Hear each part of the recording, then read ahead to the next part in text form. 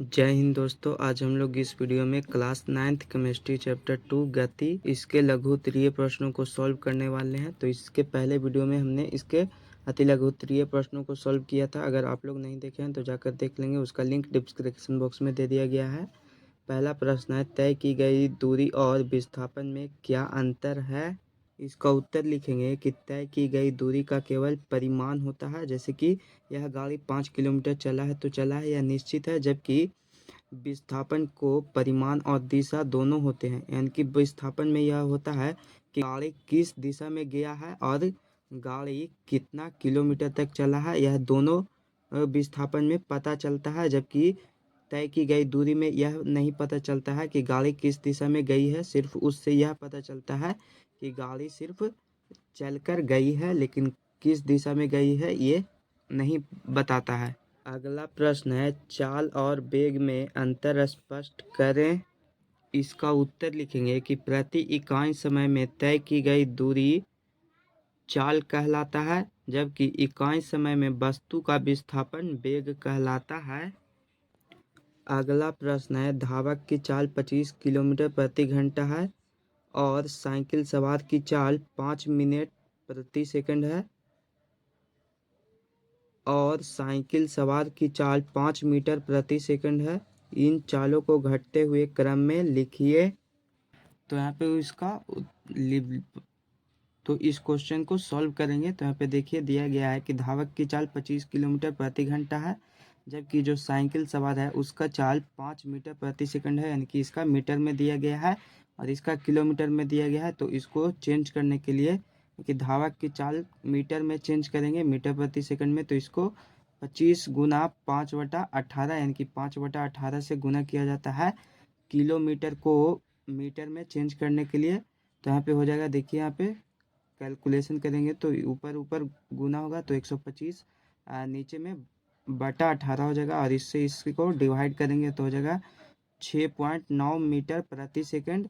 तो जो साइकिल सवार की चाल है वह 5 मीटर प्रति सेकंड है, तो इसको घटते क्रम में लिखेंगे। तो यहाँ पे देखिए 6.9 था तो इसको घटते क्रम में लिखेंगे तो 6.8, 6.7, 6.6, 6.5, 6.4, 6.3, 6.2, 6.1, 6.0, 5.9, 5.8, 5.7, 5.6, 5.4, 5.3, 5.2, 5.1 तक लिखना है। चूँकि 5 मीटर प्रति सेकंड तक है तो इसके बीच में जितने भी आएंगे उन सभी को हमें लिखना था। तो यही आप लोग इसका सॉल्यूशन लिख लेंगे।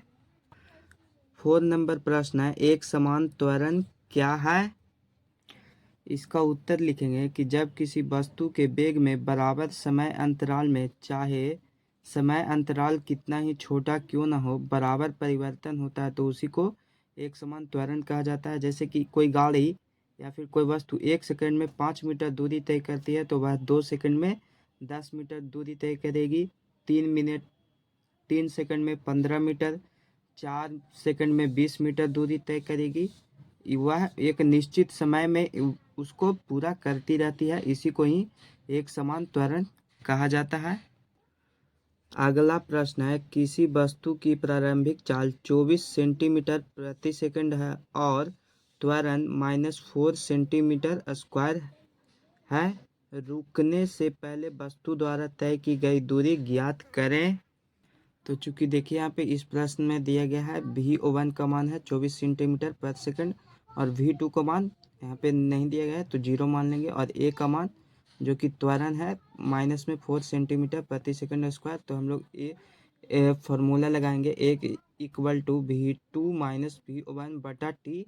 तो यहाँ पे A का मान -4 लिखेंगे और V2 का मान 0 माइनस VO1 का मान 24 है और बटा में T कर देंगे।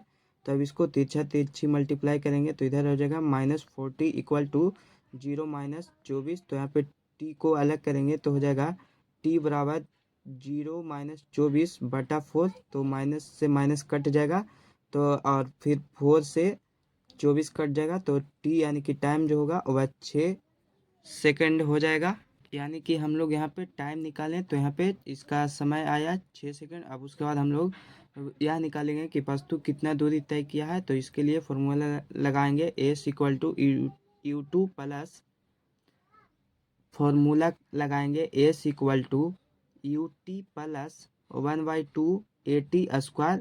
तो यू का मान 24 दिया गया था, गुना टी का मान 6 आया और प्लस 1/2 और ए का मान -4 में था और टी का मान 6 था। तो यहाँ पे 6 को स्क्वायर कर देंगे। तो यहाँ पे देखिए इसका कैलकुलेशन करेंगे तो यहाँ पे पहले 2 को इससे कट करेंगे तो यहाँ पे -2 हो जाएगा, चूँकि यह माइनस था। तो यहाँ पे 24 गुना 6 करेंगे तो 144 प्लस में और फिर यहाँ पे करेंगे तो 2 और इंटू 36 आ जाएगा। तो यहाँ पे देखिए 144 माइनस 72 इक्वल टू 72, यानी कि इसने जो कुल दूरी तय किया है वह 72 मीटर किया है। अगला प्रश्न है, क्या एक समान वृत्तीय गति त्वरित गति है? तो यहाँ पे इसका उत्तर लिखेंगे हाँ, क्योंकि वेग का परिमाण हमेशा बदलती रहती है, इसीलिए एक समान वृत्तीय गति त्वरित गति है। 7 नंबर प्रश्न है, आप किसी वस्तु के विषय में कब कहेंगे कि पहला वह एक समान त्वरण से गति में है और दूसरा प्रश्न है कि वह असमान त्वरण से गति में है। तो पहला प्रश्न का उत्तर लिखेंगे कि जब एक वस्तु सीधी रेखा में चलती है और उसका वेग समान समय अंतराल में समान रूप से बढ़ता है या घटता है तो उस वस्तु के त्वरण को एक समान त्वरण कहा जाता है। और दूसरा प्रश्न का उत्तर लिखेंगे कि जब वस्तु का वेग असमान रूप से बदलता है तब वह असमान त्वरण से गतिशील कहा जाता है। 8 नंबर प्रश्न है, निम्नलिखित में कौन सी अवस्थाएं संभव है? प्रत्येक के लिए एक उदाहरण दे। पहला प्रश्न है, कोई वस्तु जिसका त्वरण नियत हो परंतु वेग शून्य हो। और इसका दूसरा प्रश्न है कि कोई वस्तु किसी निश्चित दिशा में गति कर रही हो तथा त्वरण उसके लंबवत हो। इसका उत्तर लिखेंगे कि दोनों अवस्थाएं संभव है। पहला का उत्तर लिखेंगे कि ऊर्ध्वाधरता ऊपर की ओर फेंकी जाती है तब वह वस्तु जब उच्चतम बिंदु पर पहुंचती है तब क्षण भर के लिए उसका वेग शून्य होता है परंतु त्वरण नियत रहता है। और दूसरा प्रश्न का उत्तर लिखेंगे कि प्रक्षेप्य में जब वस्तु उच्चतम बिंदु पर पहुंचती है तब उसका वेग क्षैतिज दिशा में आगे की ओर होता है जबकि उसका त्वरण उसके लंबवत नीचे की ओर होता है। 9 नंबर प्रश्न है, एक खिलौना कार द्वारा की गई पूर्ण यात्रा का स्थिति समय ग्राफ 2.34 यहाँ पे दिया गया है, दिखाया गया है। किन अवधियों के बीच कार सबसे तेज चल रही है? किस अवधि में कार रुकी हुई है? निर्देशक रेखा पर किस अवधि में कार धनात्मक दिशा में है और किस अवधि में ऋणात्मक दिशा में चलती है? हमें इस चित्र को देखकर बताना है। तो पहला प्रश्न का उत्तर लिखेंगे कि 0 से, यहाँ पे देखिए 0 से 3 घंटे के बीच में गाड़ी थी वह बहुत ही ज़्यादा स्पीड यानी कि बहुत ही ज़्यादा तेज़ चल रही थी।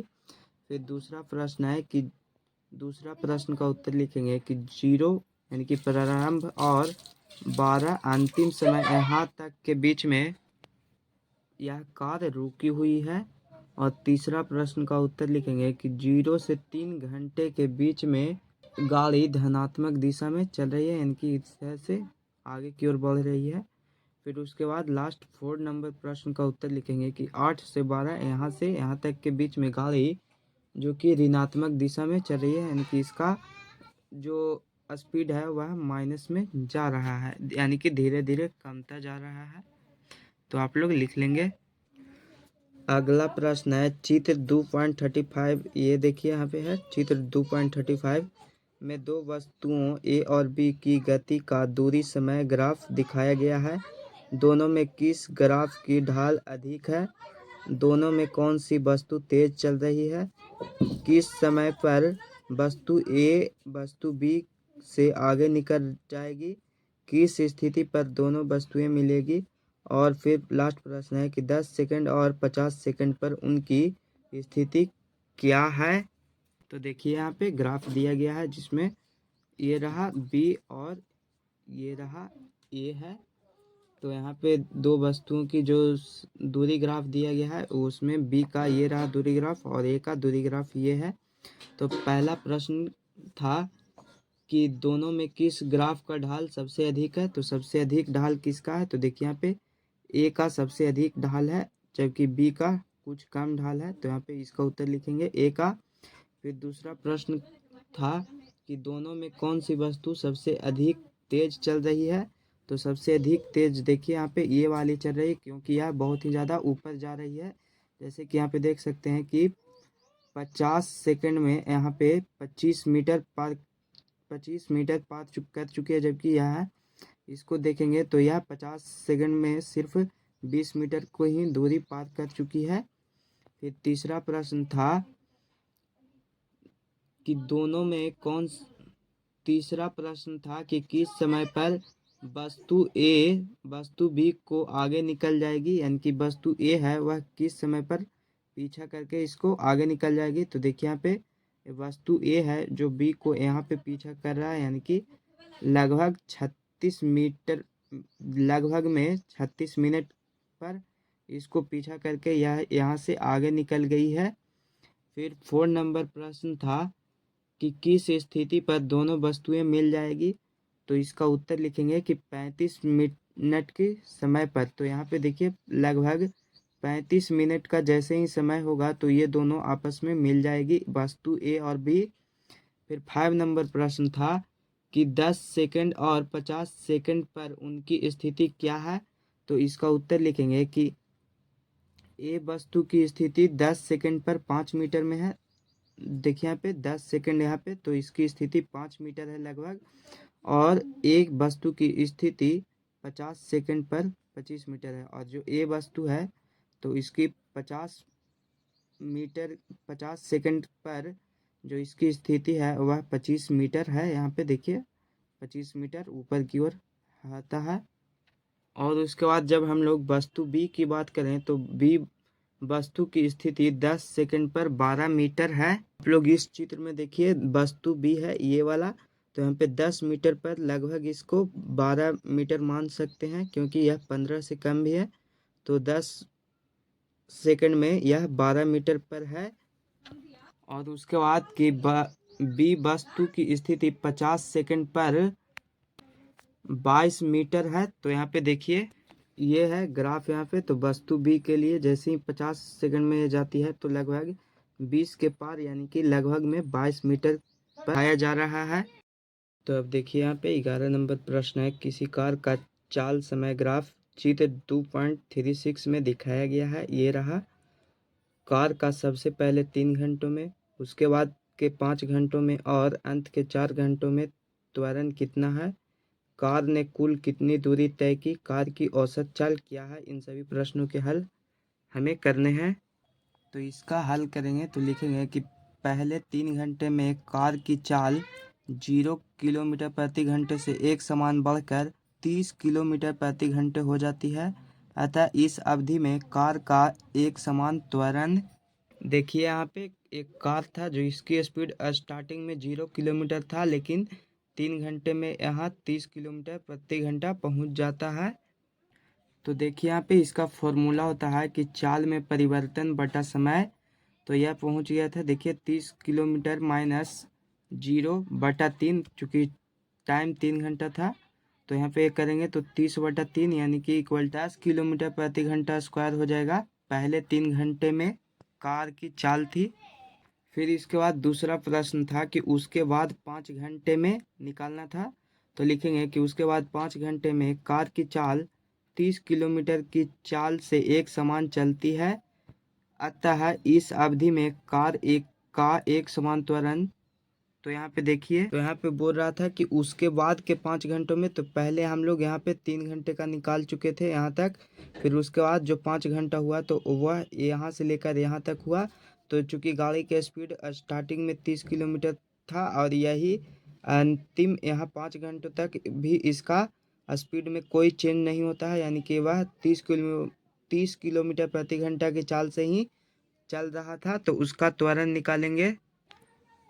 चूंकि इसका भी फॉर्मूला होगा कि चाल में परिवर्तन बटा समय, तो चूंकि स्टार्टिंग में ही से ही इसका 30 किलोमीटर प्रति घंटा था, माइनस 30 किलोमीटर प्रति घंटा, अब बटा में नीचे समय, तो समय 5 घंटा दिया हुआ है, तो हो जाएगा 0 किलोमीटर प्रति घंटा बटा 5 किलोमीटर, तो करेंगे तो इसको हो जाएगा 0 किलोमीटर प्रति घंटा स्क्वायर। अब उसके बाद इसका तीसरा प्रश्न था कि अंत के 4 घंटे में, तो देखिए यहाँ तक इसने गाड़ी चल चुका था। अब उसके बाद जो 4 घंटा शेष बचा हुआ है अंत का, तो हमें यहाँ 8 से लेकर 12 तक इसके बीच की त्वरण ज्ञात करनी है। तो इसका लिखेंगे कि अंत के 4 घंटे में कार की चाल 30 किलोमीटर प्रति घंटे से एक समान घटकर 0 किलोमीटर प्रति घंटे हो जाती है, अतः इस अवधि में कार का एक समान त्वरण।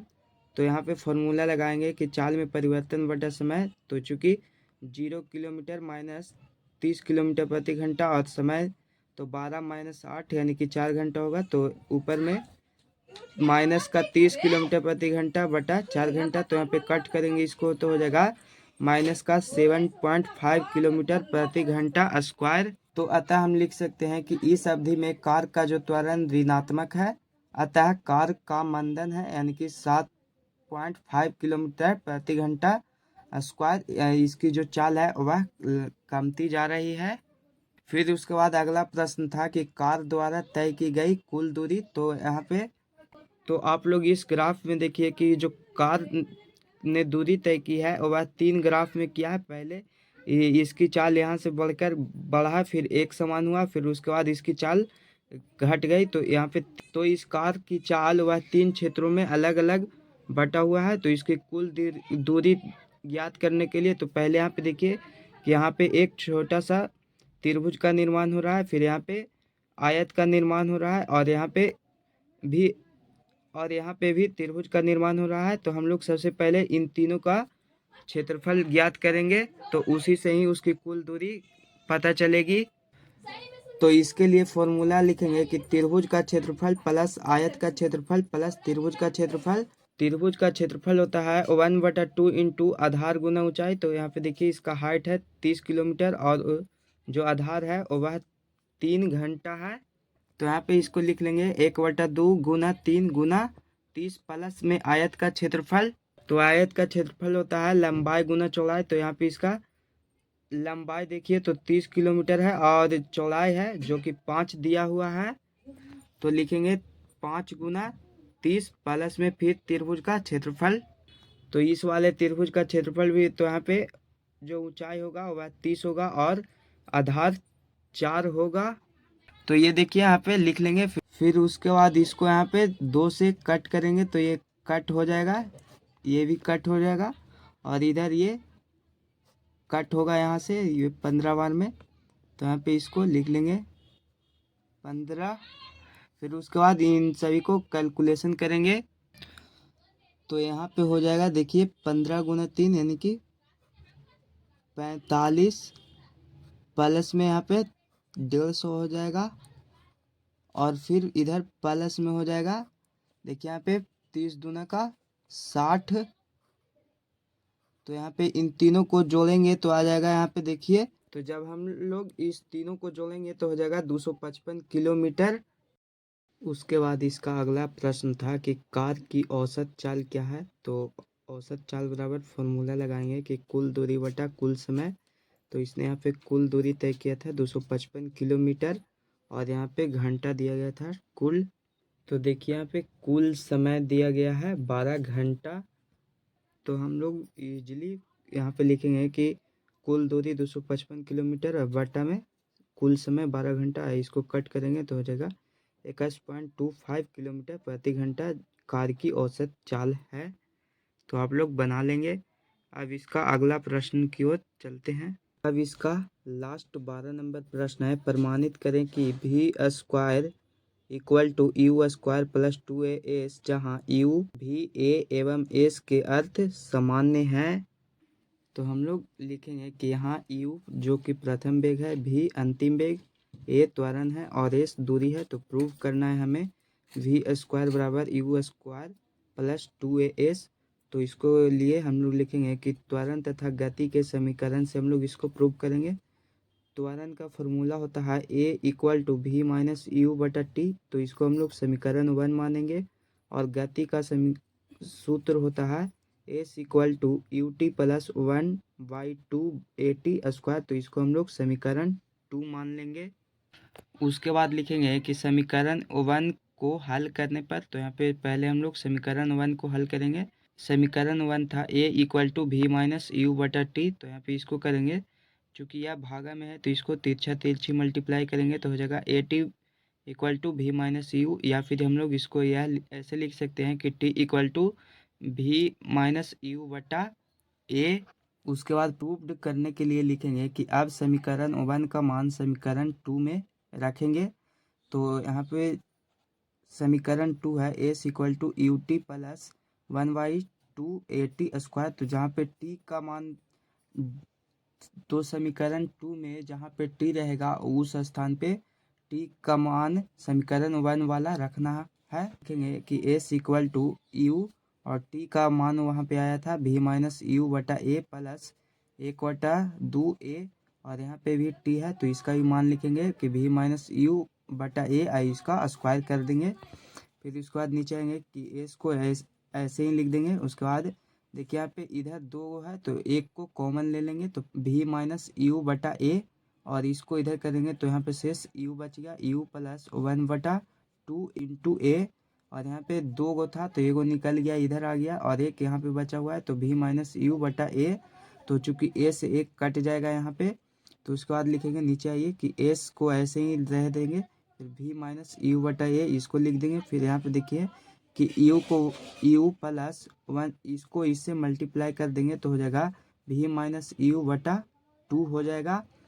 फिर नीचे आइए उसके बाद, तो यहाँ पे s equal to we minus you बटा ए इंटू, यहाँ पे इसको ब्रैकेट लिखेंगे, फिर यू के नीचे कुछ भी नहीं है तो हम लोग यहाँ पे 1 लगा सकते हैं यहाँ पे, तो हो जाएगा देखिए यू बटा 1 प्लस वी माइनस यू बटा 2।